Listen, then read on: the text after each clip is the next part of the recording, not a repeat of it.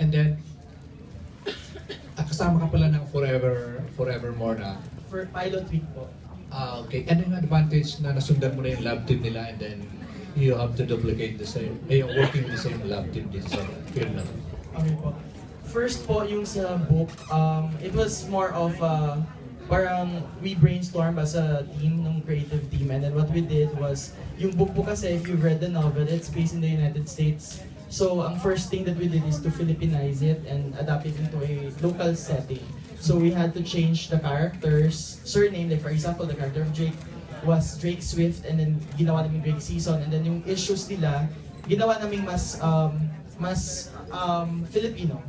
So, may issues about family, yung sinasabi ko kanina. And then, siguro po, the good thing was, when Just the Way You Are was conceptualized, wala pa yung Forevermore. So, in a way, parang nag-start talaga kami together, me being, this is my first movie, and then sila first team up nila.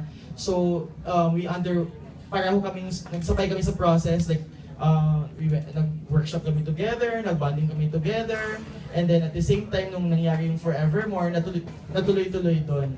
So in a way, parang at first we were kind of parang wary kung kakagadin ba yung love team, but of course we were very grateful to Direk Cathy, Jersey Molina, and the creative of Forevermore, kasi naging successful yung soap. In a way, laking tulong talaga for the movie. Admittedly, ilalabas kami na sobrang may clamor for their love team. Sila nga yung breakout love team of the year.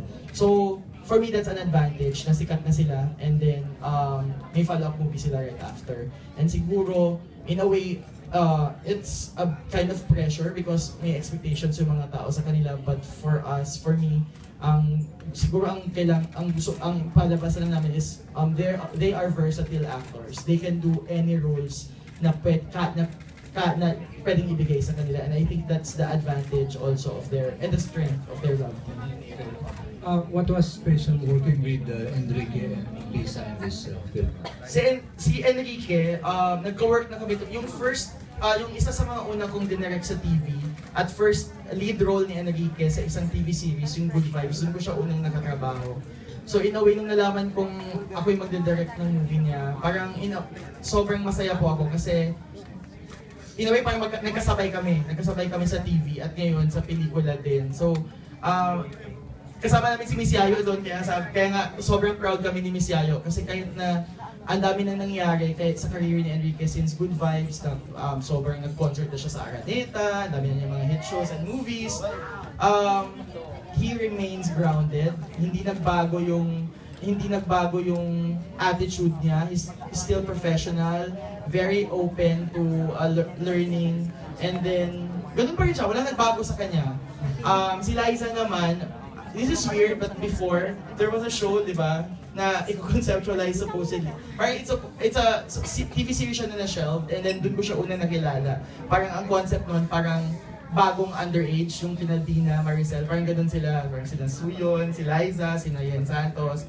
So doon ko siya unang nakilala, and then that time, parang sobrang mahiyain siya. Kasi, di ba, underage, swimsuit yun eh. Swimsuit kaagad yung labanan ng nina Dina Maricel. So, oo, tapos ayaw niya mag-swimsuit. So parang, sobrang nung na-meet ko siya ulit, before pa to Forevermore din, nandun pa rin yung insecurity niya, pero nung nag-workshop kasi, kita mo yung lalim ng bata eh. Kita mo yung pagiging natural niya as an actress. She's a natural actress, and nakikita mo rin yung dedication niya sa craft niya.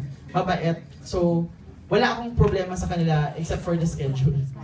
Kasi nung nagsabay na yung Forevermore at The Bet, medyo hirap sa schedule. But other than that, all praises for them. Yeah, thank you. Isang tanong.